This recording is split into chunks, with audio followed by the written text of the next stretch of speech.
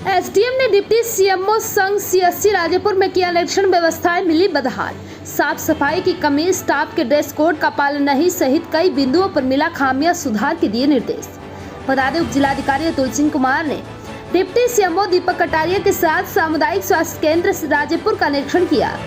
निरीक्षण के दौरान एसडीएम अतुल कुमार सिंह ने बताया कि मुख्यमंत्री के द्वारा 6 बिंदुओं पर जांच मांगी गई, साथ ही कमिश्नर के यहां से 10 बिंदुओं की जांच होनी है। अन्य 42 बिंदु दिए गए हैं, जिसमें से कुछ बिंदुओं की जांच पूरी तरीके से की गई है, जिसमें बताया गया कि चिकित्सालय के परिसर की साफ सफाई व्यवस्था ठीक नहीं है। अंदर कमरों में सफाई ठीक पाई गई, वहीं व्हीलचेयर पाए गए। जब मरीज से एसडीएम ने बात की तो उन्होंने बताया कि लाइट न होने के कारण एक्सरे नहीं हो पाते। मौके पर जनरेटर खराब पाया गया, जो डॉक्टर ने बताया कि मैकेनिक काम कर रहा है, उसे ठीक कराया जा रहा था। दवाई स्टाफ रूम हल्की गंदगी मिली। लेबर रूम में जिन महिलाओं के प्रसव किए गए थे उनको जननी सुरक्षा के तहत 1400 रुपए देना बताया गया, जिसको लेकर उप जिलाधिकारी ने 2 महिलाओं को फोन किया, लेकिन फोन न उठने के कारण प्राप्त जानकारी नहीं हो सकी।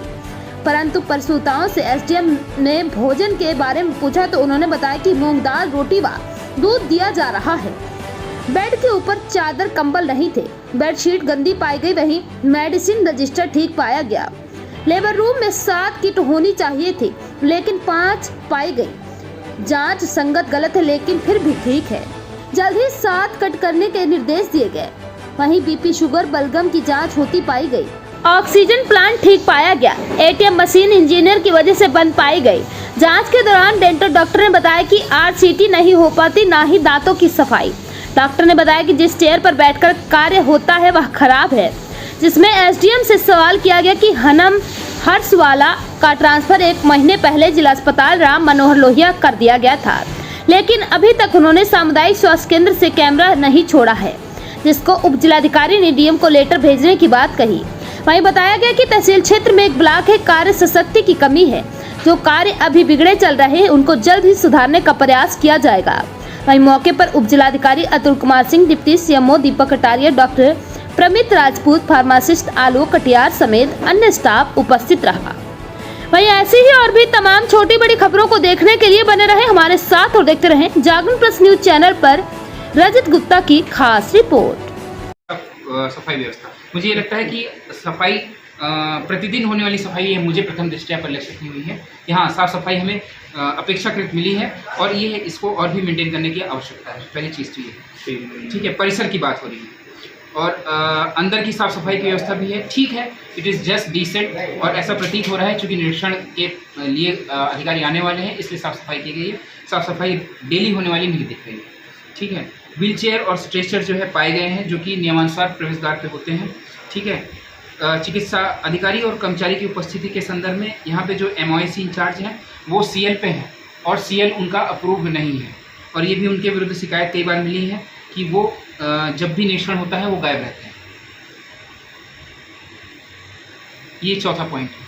इसके अलावा जो है कर्मचारियों के ड्रेस कोड की बात है। कर्मचारियों का ड्रेस कोड जनरली कोई भी जो हमें बताया गया है, उनको एक एप्रन में होना चाहिए, स्टेथोस्कोप, कोई भी स्टाफ हो, 99% के लिए यही ड्रेस कोड है, और वो ड्रेस कोड को फॉलो नहीं कर रहे हैं, ये इनको बता दिया गया है, इसको फॉलो करें, ठीक है।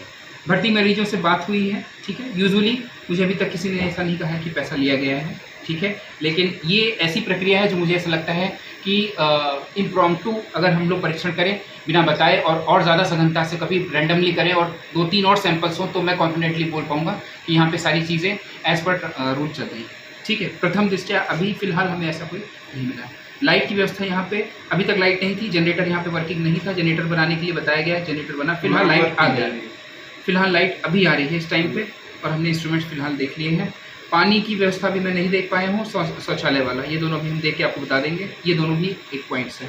दवाई की उपलब्धता के संदर्भ में ये है कि जो स्टॉक जहाँ पे है फार्मासिस्ट, वहाँ पे थोड़ा सा साफ़ सफाई की एक तो ज़रूरत है। दूसरा, स्टॉक्स हम लोगों ने चेक कराए हैं, स्टॉक्स रैंडमली कुछ निकलवाए हैं, ठीक थे स्टॉक्स, उसके ऑर्गेनाइजेशन की बहुत ज़्यादा जो है आवश्यकता है।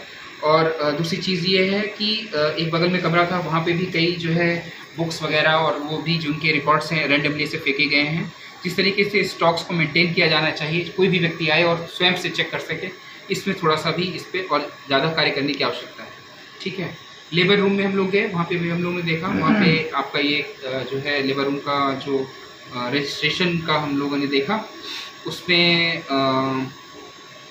हमने रैंडमली एक दो जगह कॉल किया, कॉल उठा नहीं, ठीक है।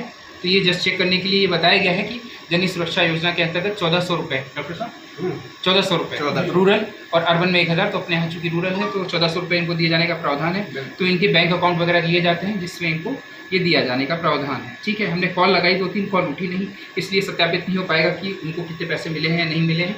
ऑन पेपर चीज़ें हैं, एक्चुअल में क्या है इसका सत्यापन पूरी तरह से नहीं हो पाया और समय अभाव भी है, सारे बिंदुओं में बहुत इतना विस्तृत देख पाना संभव भी नहीं है। भोजन के लिए उनसे पूछा गया तो उन्होंने कहा हाँ ठीक है, किसी ने बताया कि जो है मूंग दाल और वगैरह कुछ चीज़ें जो भी है उन्होंने बताई हैं। बच्चों की इम्यूनाइजेशन के लिए 48 आवर्स आफ्टर डिलीवरी उन लोग को रखा जाता है, तो इम्यूनाइजेशन के लिए भी यहाँ पे बताया गया है। स्टॉक रजिस्टर भी मैं नहीं देख पाया हूँ। वार्ड में जो है चादर, कंबल इत्यादि की जो व्यवस्था की बात है ये नहीं है उपलब्ध। गर्मी बहुत ज़्यादा है, उसको भी थोड़ा सा ध्यान रखते हुए चीज़ें कुछ करानी पड़ेगी। वार्ड पे जो भी बेडशीट और वो सारी चीज़ें हैं गंदी हैं, वो उस पर काफ़ी ज़्यादा जो है, चूँकि ये हॉस्पिटल है, हॉस्पिटल में जितना जो है आपकी हाइजीन होगी उतनी ही ज़्यादा आपकी ये जो भी पेशेंट्स आएंगे उनके लिए रिकवरी करना अच्छा होगा मेरे ख्याल से। जनरेटर की क्रियाशीलता है वो आपको बता दिया नहीं वर्किंग था। और जननी सुरक्षा योजना के भुगतान की जहाँ तक बात है, मैंने बताया कि रेंडमली में 1-2 जगह मैंने कॉल किया, उठ नहीं पाया, इसलिए मैं सत्यापन नहीं कर सकता हूँ कितने का क्या भुगतान हुआ। मुझे ये बताया गया है 15 से 20 दिन के अंदर public finance management system PFMS के माध्यम से ये लोग भुगतान कराते हैं। आधार कार्ड ले लिया जाता है उन लोगों से, उनके अकाउंट में पैसे जाने का प्रावधान